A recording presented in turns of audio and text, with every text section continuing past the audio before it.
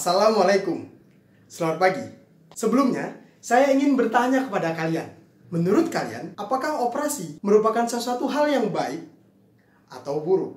Ketika mendengar pertanyaan ini, beberapa dari kalian mungkin beranggapan bahwa operasi memiliki tujuan untuk menyembuhkan seseorang, yang artinya baik. Tetapi, bagaimana dengan kasus yang satu ini? Sebuah kasus etik terjadi pada tanggal 20 April 2018. Saat itu, Nyonya A mendatangi rumah sakit Z untuk memeriksakan bagian perutnya yang mengalami kesakitan. Tim dokter spesialis penyakit dalam dan internis menemukan indikasi bahwa Nyonya A memiliki kista di dalam rahimnya. Ia pun dirujuk ke dokter kandungan. Keesokan harinya, tanggal 21 April 2018, Nyonya A melakukan operasi pengangkatan kista oleh Dr. X. Di tengah-tengah proses operasi, Dr. X mengalami dilema. Dr. X menyatakan bahwa ia melihat jaringan kanker di rahim Nyonya A. Sehingga dia melakukan pengangkatan indung telur saat Nyonya A dalam keadaan tidak sadar atau dibius. Saat hendak check out dari rumah sakit tersebut, tepatnya tanggal 24 April 2018, saat itu Dr. X memberitahukan Nyonya A bahwa dokter tersebut telah melakukan pengangkatan indung telur yang mengakibatkan Nyonya A tidak dapat memiliki keturunan dan tidak dapat lagi melakukan aktivitas berat. Kasus ini pun dibawa ke jalur hukum, di mana pengacara Nona A mempermasalahkan pengangkatan indung telur tersebut lantaran tidak adanya persetujuan dari Nona A bahwa ia setuju akan pengangkatan indung telurnya. Pengacara tersebut juga menuturkan bahwa tidak ada observasi awal oleh tim dokter untuk menentukan apakah Nyonya A memiliki kanker atau tidak. Dalam kasus ini, terjadilah beberapa dilema. Yang pertama, apa yang akan kamu lakukan ketika kamu adalah dokter yang berada di ruangan operasi tersebut? Yang kedua, apa yang akan kamu lakukan jika kamu adalah dokter yang telah melakukan operasi tersebut? Dan yang ketiga, apa pendapatmu sebagai orang awam yang melihat kasus ini?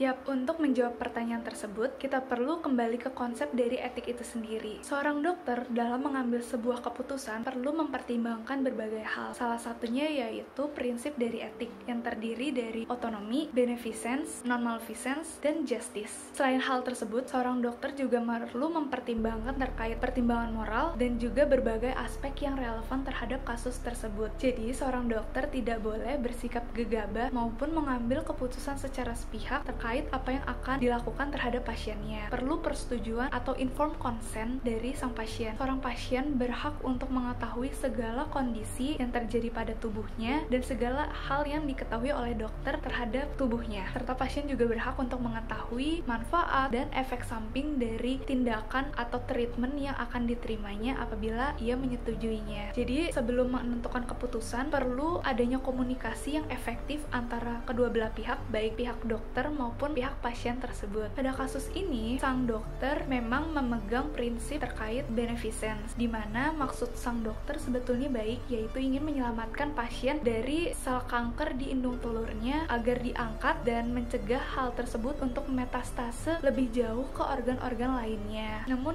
yang sangat disayangkan, sang dokter malah melanggar prinsip respect for autonomy sang pasien tersebut. Seperti yang tadi kita bahas, sang pasien berhak untuk mengetahui segala kondisi dan berhak menentukan apa yang akan terjadi pada tubuhnya, karena sang pasienlah yang tahu terhadap kondisi tubuhnya, apa yang akan dia rasakan, maupun manfaat ataupun efek samping yang akan dialami setelah tindakan atau pengobatan akan dirasakan langsung oleh tubuh pasien itu sendiri, bukan tubuh orang lain. Sangat disayangkan bahwa pada kasus ini sang dokter justru mengambil sel indung telur dari pasien secara sepihak. Jadi, tidak etis bagi seorang dokter untuk mengambil tindakan invasif, non-invasif, bahkan sekalipun terkait pemeriksaan fisik tanpa sepengetahuan dan sepersetujuan pasien. Jadi, informed consent itu sangat diperlukan sebelum mengambil keputusan. Saya merasa sangat terkejut dan tidak terima atas perkataan dokter yang mengatakan bahwa ovarium saya telah diangkat.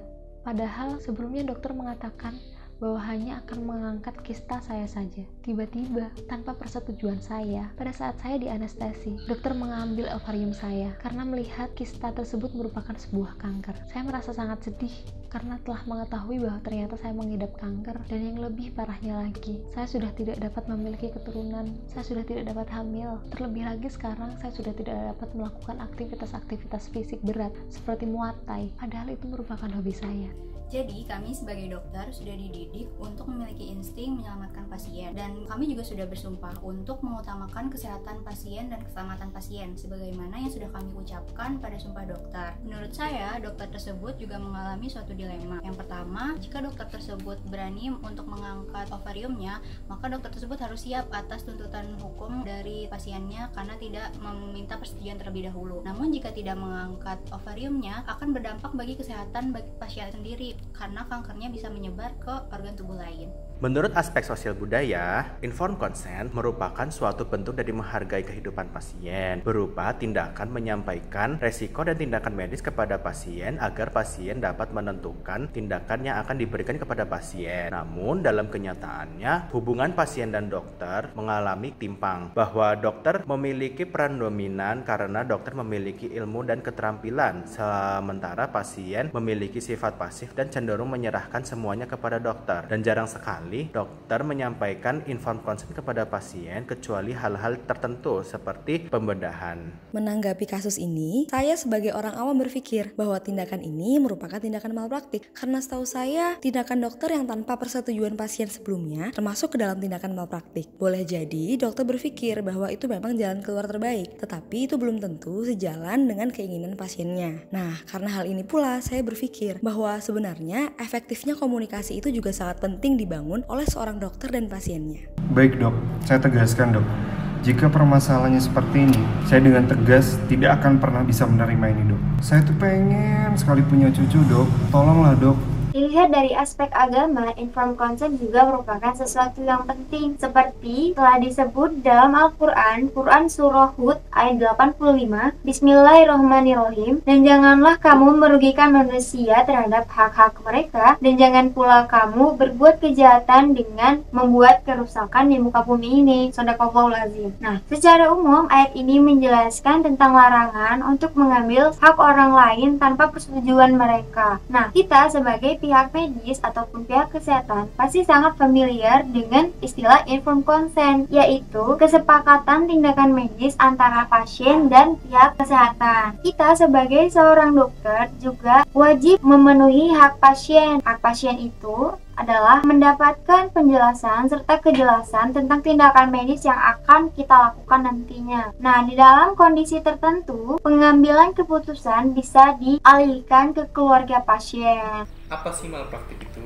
Istilah malpraktik dapat diartikan kegagalan seorang dokter dalam melakukan praktik yang sesuai dengan kaidah-kaidah yang benar. Malpraktik lebih ditekankan dan berdasarkan pada konsen atau persetujuan. Setiap tindakan medik yang bersifat invasif harus mendapat persetujuan dari pasien. Setiap tindakan yang dilakukan oleh dokter tanpa adanya persetujuan dari pasien dapat digugat sebagai tindak pidana penganiayaan, terutama jika menggunakan pembiusan. Namun, hal-hal ini tidak berlaku jika tindakan medik tersebut memenuhi syarat-syarat berikut. 1.